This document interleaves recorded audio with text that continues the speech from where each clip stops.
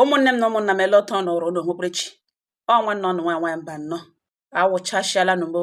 eye. Ụmụnne m ndị m tụrụ bịa ngalugbo enewo. Ụmụnne ndị ke nwoke, ndị nna ha nwere obi abụọ. Baya obi abụọ, ihe ọ pụtara wo nna ha lụrụ more than one wife. Nna ha lụrụ nwaanyị karịa otu nna. Ikekwe nna ṅụ lụrụ ọtụtụ ụmụ nwaanyị, mana ọ bụghị otu nwaanyị ka o ji. Ishi na polygamous family buru nnọọ chenga bịakete n'ihi na asa aka ọrụ egeruo. Ụmụnne m anụ m otu nwanne nwoke akpọ m na fon si m nwa mba nọ m za ya sị enwere vidio m lere na mbụbụzo mebo vidio nke nwanne nwoke betara akwa shi ala bekee na-akụ akụkọ ya dat na nwa ya hụrụ na Naijiria ya laikiri nna ya makwa na onye nwa ahụ ọwụ n'ihi na ọ na-evisiti ruo mgbe ị ga ala bekee ya ruru. Papa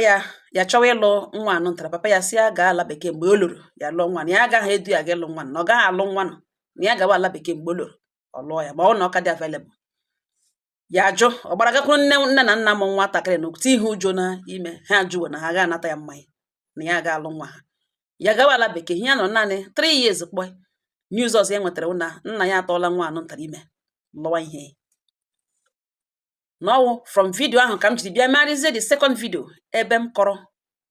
right ndị diọkpara nwere n'ezinụlọ. N'ọwụ that particular one buteziri ebe ugbu a na mbiko gere akụkọ ya ma enwekwa ihe m ga-agwa ya mgwe ma gbotowe ya ka ụmụnne werekwa ya mụrụ akụ n'ihi na ya m kọrọ na enwe oyiwaga ahụ ọ gbasata ahụ polygamy na ya bịaga now from a different side of that story. Ya ga n'ihu sị m na nna ya lụrụ ndị omi abụọ na mama ya nwoke nta na nwunye nna ya ka ishi mụrụ ke diọkpara na mama ya wụ kenta na nwanyị nwunye nna ya kenta ya wụkwanụ dị na ewekwana ya nwa diọkpara mama ya na diọkpara ke nwunye nna ya ka ishi ejiri hụ 8 years to ya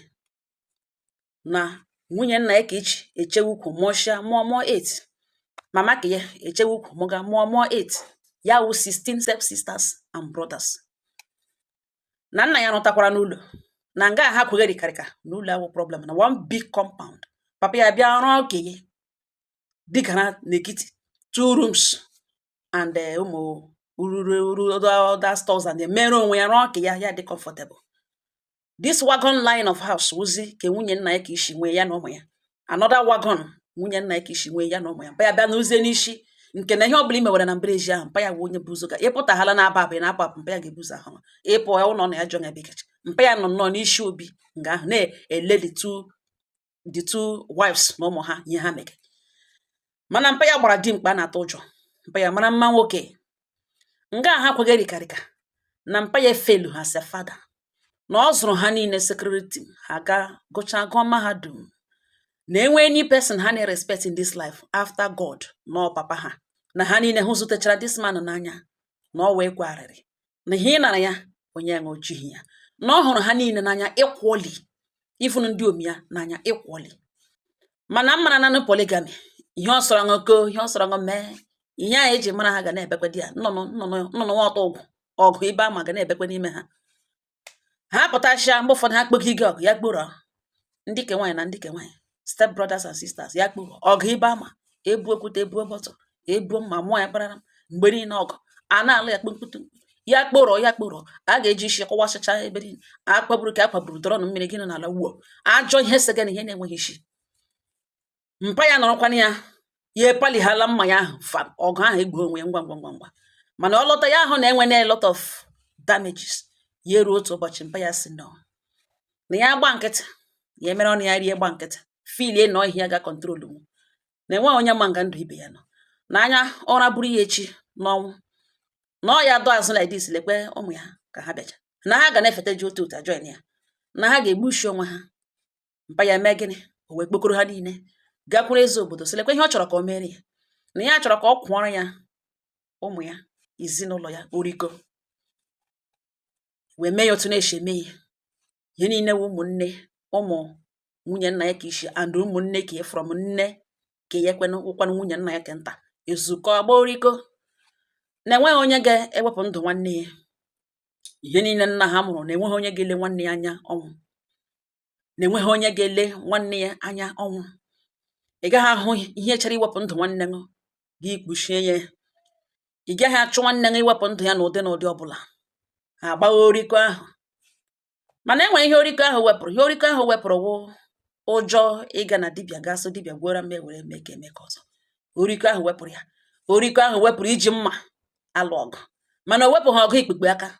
Akpụzụ enwe onye mara onye ga-egbule gị pịrị ya, gịnị ya bụ apịrị ya na-akọjọ akpụ. Gị na-akọkwa ya, gị na-akọ ya sọfọ ị ga-egbufere ndụ. Ọgụ ahụ n'ụdị ya onye alụ ọgụ ikpekpe aka ka eji alụzi.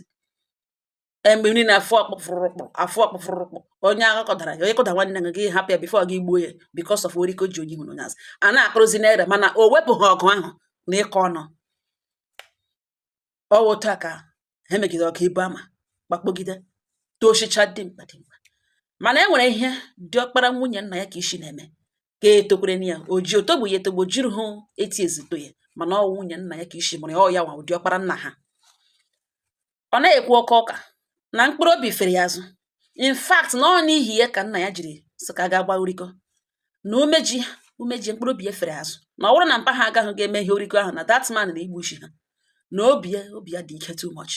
Ọ na-ekwu ọkọsọ nkwue nga taa ruo echi ya echere na action n'ihi na naanị ya sọsọ ya alone gbapụrụ dimkpa ka mpa ha gbara dimkpa na-atụ ụjọ. Na ọsọsọ ya na mpa ya guzoro gị iche gị na-eche na nwanne mpa ya ọ gbara dimkpa ma hụ ọnụ a na-akpọ edi abalị. Ọ bụ ya ka otu aka ndụ ya dị. If you must be in his clique, ị ga-adịrịrị loyal. Ma ị dịghị loyal, daa ya n'ụkwụ, mee acknowledge na ya nwawo diọkpara nke ọzọ na ga-enwe ihe gịnị ya kọga na gị kwucha ikwu oke nọ like o bilitere ọgụ. Mgbe niile intimidation ọ na-adabara ya na ya abụọ ma otu ya na-eme ya avoid. Ya ka ha niile toshicha. Chukwu na-emere ya ebere ya gbapụ hapụ Naijiria. Gbapụ bute ego mbute. So mpa ya enye ala ya gaa n'ụlọ ka kpopụta nne na ụmụnne from that wagon house ebe a line reteweju onye ọbụla na one room. Kpopụta ụmụnne kpoga ha na house, standard house, dupu ya kọrọ kọọ ya rụọ ya nga dara ụda. Onye gafee na-ele na otu esi kpụrụ mama ya kpofee ya ebe ahụ. Na nwamba nọ Mza ya hapụgara ka diọkpara nna ha hapụrụ ya ebe niile n'ihi na ihe a na one big compound. O doro ya anya asị na ka na ọ isi obi ya hapụrụ ya na kpụrụ ụmụnne meet up in time kpopụga ha rụọra ha ụlọ. Ihe mma ya na beze visit mpa ya wụ visit. Na ọ otu a ka ha si na-aga. Onye ọbụla na-awụgharị n'ụzọ achọ ụzọ nke ya na-anọzi n'elu ya. Papa ha nwụọ. Ada nne ya akpọ ya na fon na mpa ha nwụọ na ya bee n'ihi na ya hụrụ mpa ya ahụ n'anya. Na ya na-echetebe mpa ya akọtụbeghị ihe n'aka ahụ ọkọbeghị gbam na before. Na mpa ya akọbeghị ihe. Na mpa ya kpọkete ọ na-enye ya advice niile ọ na-enye ewu ya sọpụrụ ụmụnne sọpụrụ nwanne sọpụrụ mee na ya ahụ ga na ya wụ onye peace na ya ga-echekọta dị na nkele nọ yiri ya na na-ekwu ọka na ya trọs ya ghọtacha ihe atara ya na obi ukwu ya na o mekwele ka ya na nwanne ya lụwa na erubere ya isi. Ya jụwa mpa esi otu ya ga-esi ga-erubere ya isi rubere onye isi na ọmụma ọ nwoke ya nwoke ya ka mpa ya wụ onye udo. Ọ ya ka ya chetachara ya lot of things gbasara nna ya bege bejuru nọrọ nga na book flight ticket ya na plane lowe n'ụlọ ya. Ka ya lorutere ya gakwa na isi obi ga eleta nwunye nna ya. Onye ọbụla na-emechi ihu nwankpi ya elekere ha kedụ ọkpara ya ekele ya. O kwekwere ya ekele ya mana o wee bịa nwere ihe wụ welcome ya nwanne ya shi ala bekee o welcome ya o meghị ya ka ọ jọsụ ekele ya sị ha na kedu ọ na-asa onye shi ala bekee elu na o kwesịrị ibilite bịa gụrụ ya jos lash ha kwa na ụlọ ya. Ọkpọ meeting na onye ọbụla bịa ka agbakọta mara otu esi eli papa ha n'ihi na etile ya na mọchụarị. Na ọ bụ ụmụnne gara meeting ahụ ma ndị ka lụrụla di ha lọtachia ha aga meeting ya agaghị meeting ahụ because ya chọọ nonsense ya enweghị time ya na ihe ya chọrọ ime na burial mpa ya na ebu ya n'obi ya dị ya gawara onwe ya another thing. Ụmụnne ya gaa meeting ya bịa gwara bịa jụwakwana ha ihe ha gatara na meeting. Na nwamba nọ Mza ya nọrọ nga agbapụga gariki ka chịrị nna m abụọ gbara agba tozu onye kacha ha nọ n'azụ. Nna m emere offload n'ụlọ ha otiti na-arụ. Nna m aka ka nwanne ya nwoke kedị ọkpara nne ya kwụwara because ọ kwụwa n'otu nna m already olipa ụlọ otu nna m dị already. Ya ebute nna m ka ya kwụwa ya di ya. Ada nne ya lụrụ di ebute nna m ka ya otu nna akwụwa ihe ya kwụwara nna m abụọ. Ọsụdụ nna anyị gbalịala thank you gị mechara kele o mee anya ka ọhụdụ ha like ihe akwụwara ebe ahụ ọwa oke omanya ka enwedo ho nna ma amega exist na ọ naanị ka ya ahụ elitowara ifun ka ya eliwere n'akụkụ ka ya wee the next day ya bịazi ahụzi na nna maka nwanne nwoke ya wetara ewekegele shift ya from nna maka ya na ụmụnne kwụtara ya gba ya nkịtị na ọ bụ ihe eji mara ya nonsense man iwe ya gawara onwe then a day to the day a ga-abịa agaga mortuary ga-ebulata mpa ya gaa na ebe a na-ere igbe ga zụọ igbe dara oke ọnụ igbe dị very expensive buru ya gawa na mortuary ga dewe ka ya n'ihi na ị ga-ebute igbe a day before ị ga-abịa eburu onye nọ na mortuary ya eburu igbe ahụ gaa a day before the day ha ga-abịa iburu papa ha the mortuary attendant agwawa ya na nwanne nwoke ebutele igbe ebe a ọ sị ya rili ka ya hụgodo igbe o butere oji igbe diọkpara nna ya zụrụ na nwa mba nnọọ ifunu mpa ya sef a ga-afaiga ya faiga ya dịghị shọ na mpa ya baiga na igbe ahụ a ga-esquizi rio na ọ dịcha o yichara plank a just paint ya o butere eji eli such a great father ya nwụrụ nọ ya gwa the mortuary attendant ya achọghị ịhụ mpa ya n'ime igbe ahụ nọ ebe ahụ na tomorrow na ya dresị mpa ya tigere na igbe a na edrese mpa ya tigere na igbe a na ole igbe a na ya nwa choose between these two coffins na ele nke ọ ga-feel na ọ the man asị ya na na-elekwe ya ele na ihe akwa field ihe akwa ebe ya nọ na igbe o buru bi ebe a na ọgwụ na ya hụbeghị na ọgwụ once ka ya hụrụ na igbe a kemgbe eji emega destin na igbe a na ọ dị oke ọnụ na ewere igbe nụtara denwe ọ ya ka the next day ya na ụmụnne ebe ọ na-achọghị ikpokete gwa ya onwe kọmọdụ ihe ọfụma ele nọta ya ga-eshi ruo nso ịbịa karịa ha long ya na-emere n'ihe ya na ụmụnne ya chata moto buta mbalansị na ihe niile ga-abịa ezigbo mbalansị dị mma dibe ha ube ndị nọ na-atụgharị igbe na-eme ihe ụmụ display na ọ ndị ya kpụrụ ga-abịa ga-ebutere nna ya bulatara nna ya ọ ya ka eruru na mortuary ya gwa the mortuary attendant so ngwa bute n'igbe etige diọkpara nna ya agwawa the mortuary attendant si na ọ gịnị gaga on ebe a ọ gwawazie na nwanne ya nwoke butere igbe a yesterday ebupụta igbe ya dịka gold anya na-awụ ụzụ n'anya na-asị china na ọmọlekwe na igbe ọwala ga-ericha anya ke mkpu na-azụ onye ọbụla na-eti si nụkwa ya diọkpara na ya jụọ the mortuary attendant so kedụkwana maka igbe ya butere yesterday ọ gwawa ya sọ na ya ọ gwa ya sị a ga-ebupụta igbe ahụ the mortuary attendant ga-ebupụta igbe ahụ ọ gwa ya sị ya were nna ya dọgere na igbe ahụ ya butere ya bawasị maka gịnị na ya nye a na ọwụ nna ya na ya soro wụrụ diọkpara ya na ya nwere right ịzụ igbe gbara ihu na ọwụ na ọ zụtala ihe igbe gbara ihu ọ tọpụtara ya ọnụ ma mmadụ kwugidokwu oghee ya ọnụ the mortuary attendant adị confused igbe abụọ nọ n'ekiti nga ana eji adọ ego otu nwoke dịrịla ready the man asịkwa ihe mmadụ n'ahụ for wakele nnọọ people na-enwe ihe excess na o nwere ụfọdụ ndị ozu ndoro nganụ ndị nwe ha bịabedo bịa leta ha ụfọdụ ahụbeda mmadụ abịagedo ha na-akọsịrị gaga chụọ ala gwuo wega ha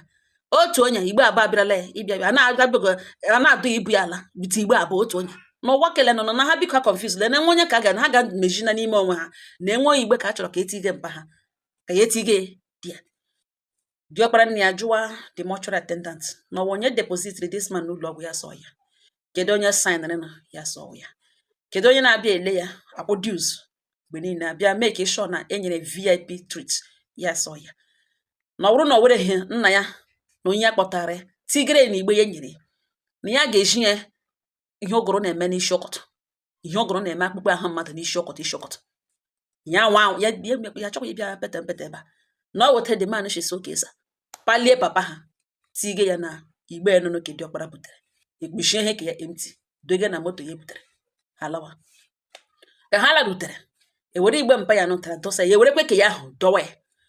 kpọbazie ndị ichie na-ama ihe niile na-atamụrụmụ ndị nọ n'ụlọ ama ihe ahụrụ na mortuary ha niile obodo ezu a na-eti ise nụkwa gịnị mega onye nwụrụkwa na igbe ka ọzọ akọwazie si igbe ka edokwa n'oke ọnụ igbe ka yoko gold ka ọ gịnị onye ọbụla na-eti ya gwa na ihe na ọwa igbe nna ya ruru iji lie nna ya na ya zụrụ igbe nọ ya ma egole ya zụrụ ya chọghị ịbịa kpewe ego elu ahụ ebe a ka ọ hapụ ịdịka na ihe na ọwa igbe deserve ka etige mpa ya n'ime ya zụọ ya buru ya gaa mortuary na nwanne ya nwoke lechaa anya lekwa ihe ọ gara ga zụọ si were nna ya tige na ihe ọwụ na ndị obodo na what is going on na ya nweghị right ịzụ igbe si ogodo na enwere onye zụrụ na si shift ka were ke dị mma lie papa ya commotion everywhere ụfọdụ nọ on his side ụfọdụ nọkwa na side nwanne ya nwoke ahụ step brother ya imere ka divide everywhere everybody na-ehuru ọkụ ndị elder four elders akpọkete si ya nna ya si na to avoid the ọgụ na imejụsa burial nna ya oyi na ebe e nwere obi zụọ igbere ọtụnụ o ji eli nna ya. Mana quite unfortunate na nwanne nwoke buru ụzọ zụọ, and ọkwa nwanne nwoke bugere nna ya mọchụarị, and ọkwa nke ya nọ n'ụwụ diọkpara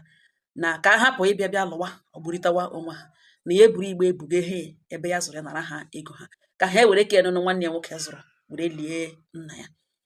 Ya wee iwe ha si ya to avoid imejụsa burial nna ya oyi na ihe ha gwara ugbu a na ndị mmadụ anọ n'ụwa ndị a na-asọpụrụ asọpụrụ n'obodo na ya na nwanne ha nwoke nọ n'obodo wụrụ ha zụrụ ya wụrụ ọ na-achọrọ ha ego na mmana na ya nọ n'ohi ya nọ, so ya bịa lechaa anya enwere ihe o kwuru eji aka ka a hapụ imebi burial nna ya, otu a ka esi lift igbe ya na bupụga ya.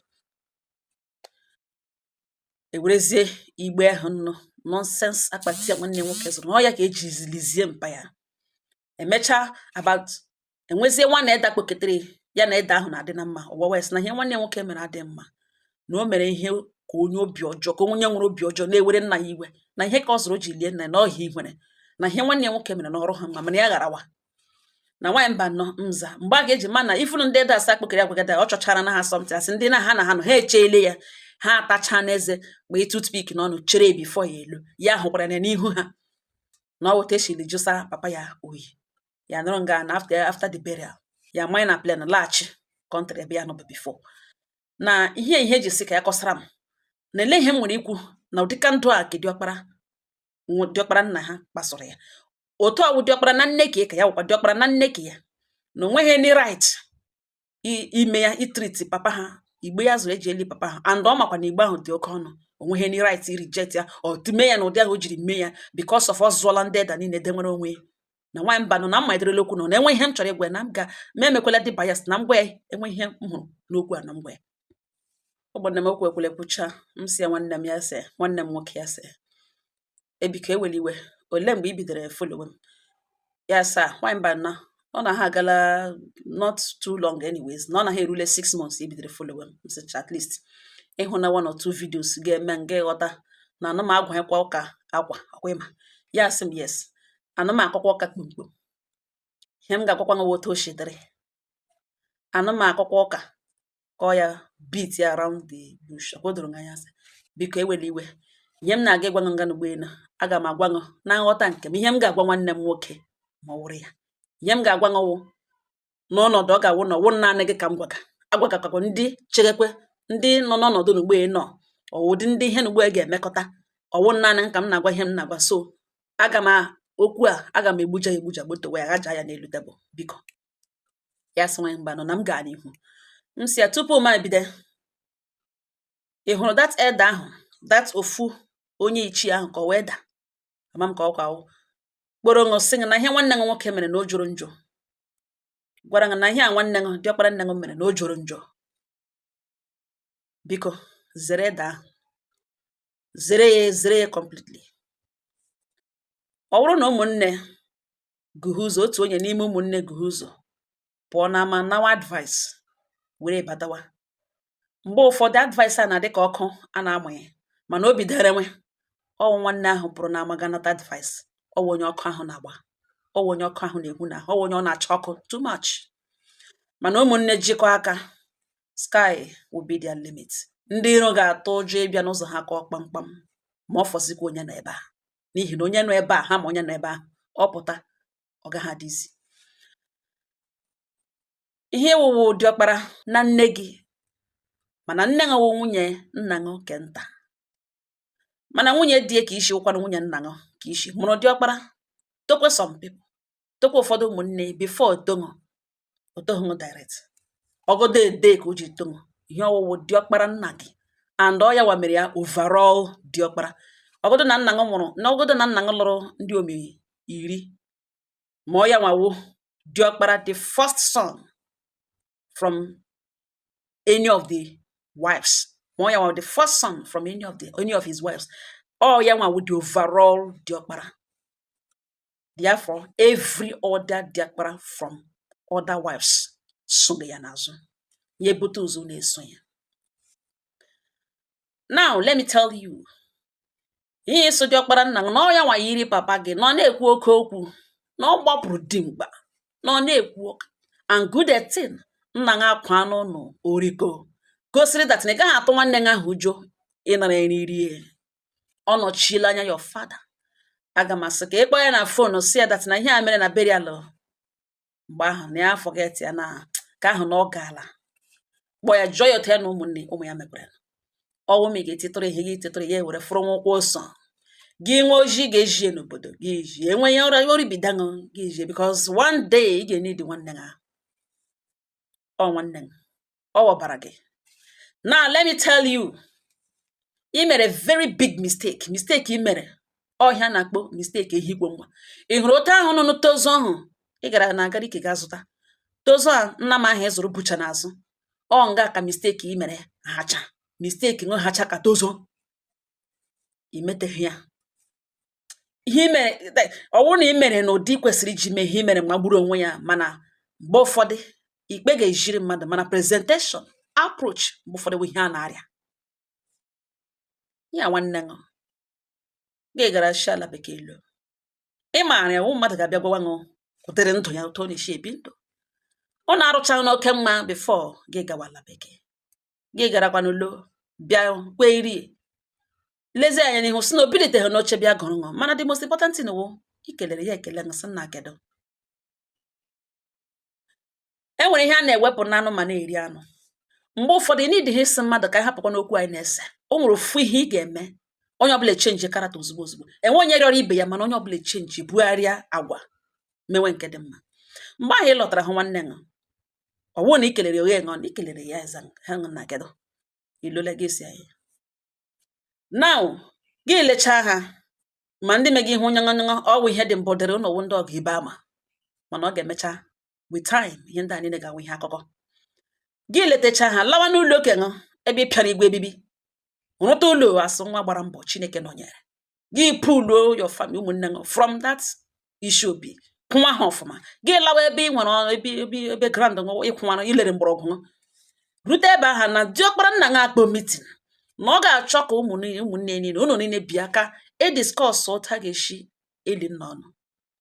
ụmụnne gị aga ego ahụ ndị ka gakwara na aga ejikwa na asọ gịnị ka emetere na meeting ego ahụ gị gawa another thing dị more important to you ọ bụghị ihe ọjọọ mana elere anya na mgbe ahụ ị lọtara gị jụọ nwanne gị ụmụnne gị ọ na-akọwachara ihe doro anya you go back to that your brother Joyce nna m anọ m ya mgbe ị kpọrọ meeting olee ihe ewu ihe dị meeting gịnị ya ọ gaghị asị m na ọ gaghị akụrụ ṅụ ọ ga-agwa gị ihe o kwere kpọ meeting and o doro anya na ihe o kwere kpọ meeting ahụ ka ọ mara onye ga-eme nke ọ ga-eme ka ọ mara onye ga-eweta nke ọ ga-eweta ka ọ mara nke ọ fụrụ ya nwa ga-eweta ya nwa ga-eweta ka o jikọ aka ọnụ mara contribution mara otu a ga-esi support a ga-achịkọ ọnụ collective effort a ga-eji wee lie nna ọnụ now ịma anyị ekwutere na meeting ịjụ ha ese ya nwa na amara right ya as the son of your father ma ọ bụ na nna ụnụ nwa n'ala Igbo all right nke diọkpara ya i provide igbe a ga-eji lie nna ya mana ọkwa right ya again inye consent ma ọ bụrụ na ọ si ya gazi igbe enwe nwanne ya kashiri ike ji ego gasị ya don't worry nwanne ka m zụta igbe ihe ọ ga-asị na ị gazi igbe ya sị ngwa nsogbu anọ gị zụta onye na consent to do that o nwere ike ya wụrụ ka nta last born bụ ego ya sị dị ahafụka ka ya zụ igbe ha fụrụ na igbe ya ele ya sị ngwa nna m zụta ọ ga-agbagbukwa onwe ya nwa ga-enyerịrị that consent so ngwa ngwa zụtanụ and gị zụ igbe ahụ ị ga-aha ndị ya na nakova a ga-ebuga mọchụarị ọ ga-abịa hụ na ọlọ dị mma ebugezie ya mọchụarị edenwe ya eji ebulata papa ya wụrụkwana na ndị ọzọ sị na ha agaghị azụ lekwe ka ha ga-eme igbe let me tell you his right inevitable right ọ gaghị agbala ha lie unu niile so na a ga-eme ọ ga-eme ya all right ya to do it all right ka diọkpara nna ṅụ i provide igbe a ga-eji lie nna ṅụ all right ịtụ aka ebe a ga-eli papa unu otu ịnụ na enweghị right isi lie ya ebe a ị nweghị right isi ga ebe a bịa ilie papa ọ eme ya eme n'ala Igbo you don't come close all right asịgodo na ụkwụ abụọ jiri asịgodo na ọ nwụrụ aga mmiri a ga-ebupụta ya eji ya ewere aka tụọ silekwe nga a ga-eli papa unu all right ya na mmadụ anaghị adoi otu all right ịzụta igbe a ga-eji lie mpaga ya na mmadụ anaghị adoi oles ọwa onye ọsọ mgbe ya zụta all right yetu akebe mpango a ga-elie all right ya ishow face no mere na your father olesi nwe ihe mere na oji ahụ ọnụhụ n'ụlọ mana o jiela oji so lie tire nna ya or whatever maybe oji ahụ something wrong mana ụnụ ga umere na nna ụnụ ọbịa ebe ahụ ụnụ niile ga-alaghachi ahụbeghị enwere a lot of rights your father nwere all right ga-ewere ewu a na-akwega ndị omerene all right ịma omenala ekwesịrị ịma inye ụmụnne nke ụmụnna nke ndị omerene nke ndị omi ama amụ ihe a niile ga-edo ya anya and ọ ga-emeke sure na right niile ahụ edispatchiri ya now ka anyị bute at your own level gị lọta ịjụhụ dede ịjụhụ nwanne gị ịmaghị otu esi mete ịmaghị otu esi kata ya were ego ka o nwere enwe because o squeeze wele nke ọ gbara jide around everything ọ manage wele o split wele ya were nwa nga ego nke oji ga zụọ igbo mana ọ zụọle ya na nna ya eko ga zụọ igbo mana n'obi ya ke dịkwa mma ọ ga-ego ha ọ ga-aka ya ha ya azụọ ya buge na mọchụarị ya ga-azụọ nnama kwụrụ otu nama n'ihi na ọ mana nna ya deserve iji nnama elu ya ga-kwụta nnama kwụnwa na obi nna ya nọọsọkwa nnama ahụ afọ sa ga-asọkwa ngere ya kpọkpọchiri n'ime ọ kwụnwara nnama ọ kwụnwara nnama ebe ahụ ịgwa ya gị ga-pụta nnama abụọ tozo ha gbara agba kwụbata onweghị right isi ga-ewebata nnama ahụ ebe a ka your right entirely ịchọgodo ịga na gariki ga zụọ full trailer load of cows bịa trip onye ebe ahụ ọ gaghị asị no because ọ ma na ọwụ all right na ị nwere right igbu ihe ọ sọrọ gị igbo anụ ọ ma na enwe ndị ga-achọ ga-abịa and ọ ma na ị nwere obi nke gị ndị ga-abịa n'ihi gị enweghị right ịsị gị egbule nnama ahụ ebe a no mana ọ ma right ya ahụ ọ ma wụ ihe gbasa igbo ahụ and other things ọ ma right ya omenala tụrụ nwanne nwoke anya na ọ na-erute na mọchụarị enwe mgbe ị gwara nwanne nsada amama na i butekwara igbe ọ na ị gara mọchụarị ọ na mgbe ahụ isi mọchụarị lọta agwa ebe ahụ na ọ butela igbe ị lọtara ga gwa ya sị a brọda zụrụ igbe and ya zụkwara igbe and china igbe ya zụrụ na ọ dị mana ele ntụ a ga-eme ya ugbu a o nwere ike sịrị dị zụrụ igbe ya sị ele ntụ ya azụọla igbe ma ọ wụrụ ebe obi dị ma ọ wụrụ onye nke dị considerate enough ya sịrị ngwa don worry na igbe zụrụ na ya ma na ịzụọla n'oke igbe ngwa ka e buru ka ya na ọnụnụ ya ga-erite ọnụ narara ha ego imeghi ya gị lọta drọp igbe lawa n'ụlọ gị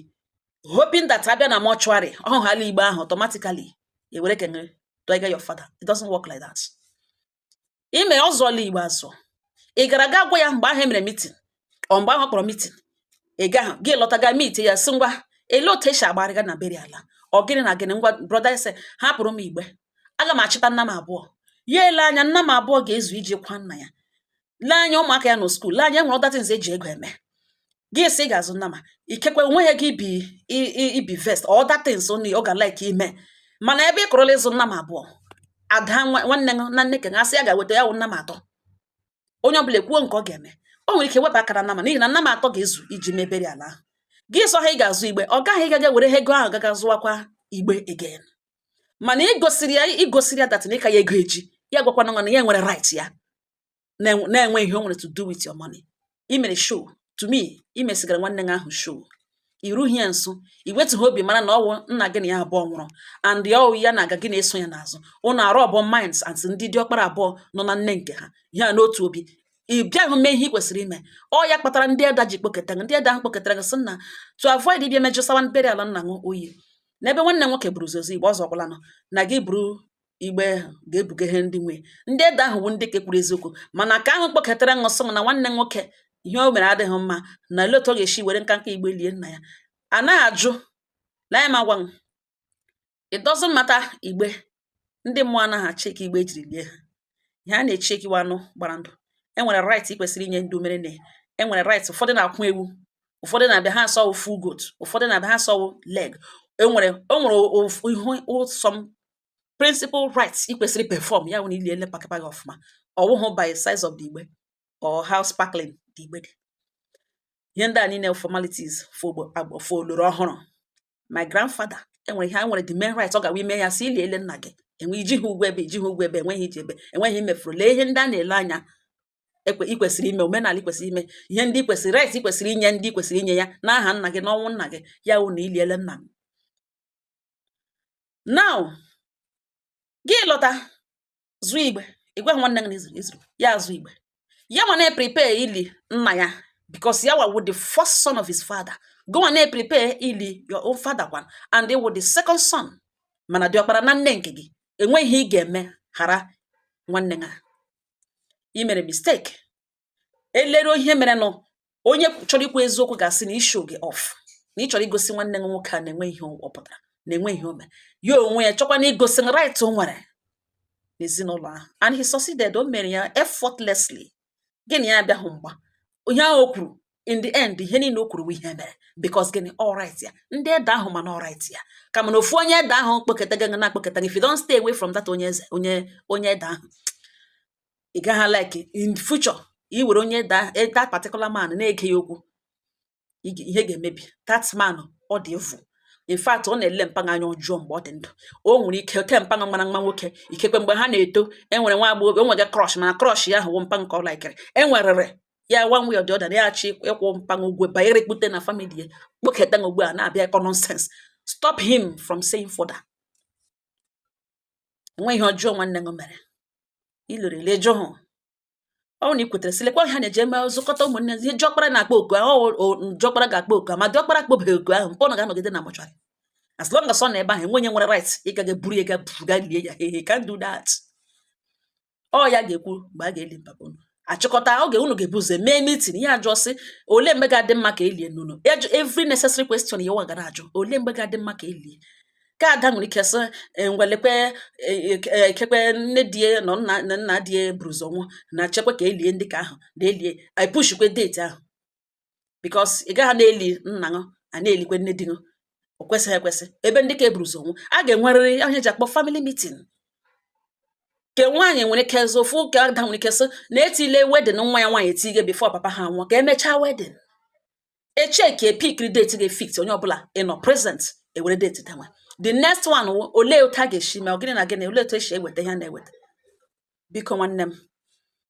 ịnidiri nwanne m nwoke emekwala dịka mistake ahụ nụnụ ọzọ. Ịnidiri n'obodo, ịnidiri kwụrụ ya n'azụ. Ọ nwanne m ka ọ eme ụfọdụ ihe gị jụọ mmadụ nwere ike megbuwe ṅụ. Ịhụbeghị ebe obodo ndị arụrụ ala ha mara ugbo na nwanne gị gịnị arụ na mma. Ndị ọjọọ nwere ike bịa, mmadụ nwere ike ibi ikwugide ṅụ n'obodo ọ bụ imegide ṅụ. Nwanne gị ahụ ebilite sa na-eme ya eme na ịmakwa onye na-eme. Ifiliri na ya amaghị ị na-eme. Ịnọ ala bekee ịnidiri mmadụ dịka ya o sushi ike ya asọ gịnị okwu olu daa ya asọ gịnị ka ya ma ọ gịnị ka nwanne ya mere.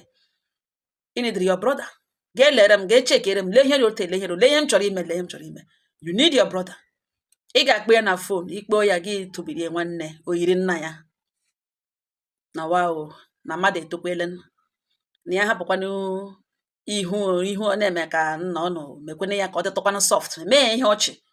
gị jụọ ụmụ ya kwanụ ya sị na-emekwa ya sị na biko na isi ka egwe ya na ihe a mere na burial ka ya forget ya datin na ka ahụ na ọ gaala na thank God for wisdom ya na ihe onye na-amaghị karịrị ya na ka unu biri na nwezi onye nwe ụmụaka unu etopụtala now everybody is doing good. Unu kelecha gị sị ngwa nye m akaụntụ ka m tire ṅụ nwata chịrị were tere mmanụ n'ọnụ. Ị nọ ọ dị ọkpara nna gị ọ na-ochiela anya nna gị gị tọịtara ihe ọ wụ otu na-eshi eme enwe ihe mere na ya akpo tinye na ekpere iwere ṅụ mee ọnụ n'ihe na nwanne ya bịa gara bịa n'ụlọ ṅụ onye hụrụ ya ka ọ gaje ka nna tọ nke ọgbara dị isi ọgbara dị mkpa gaja bịaje dị adụ ya hụ na nwanne ụmụnne emejiele gị lovuru gị tosa akpa gị ga-ele mana otu o shiri mee ya hụ na ụmụnne emejiele. Nna ṅụ mere ihe ọma gbaa ụlọ oriko enwe onye gata ube ijo ịnara nri ọ gịnị ka peace ji agbagide oso ruo now no ọ dị wrong. Ị gaghị enwere mmadụ na-akwa aka n'ume. Enwe ha na-akpọ mmadụ inwe mmadụ inwe nkwa na-akwa aka n'ume. Mee udo nabata udo hapụ ga agadi nwoke ahụ na-nye gị advice na ya nwanne gị mere ya nwa onye mekpuru a ọwụ na okpokpuru edo unu ga-ekpopụ ya na ọ onye ọjọọ. Ụmụnne m gwakwa egwecha ya sị ya chịwa ya sị nwaanyị mba na ya na ihe m kwuru na ya na ihe m kwuru na nsogbu anọ ya chịwa m sị aga ka m ewerekwa okwu na ga-agbata ụmụnne ya sị m gaa n'ihu no problem. Ụmụnne m ọhịa m sị ka m bịa budowara ya ọnụ ebe a ọ na-arụpụtakwa a na-agbachi ya ụnụ ahụ na otekere gbo ochiri dapụta ihe mere onye ọzọ mụrụ akụ ọ ngọ ha nọ n'ọnụ udo dịrị ụnụ.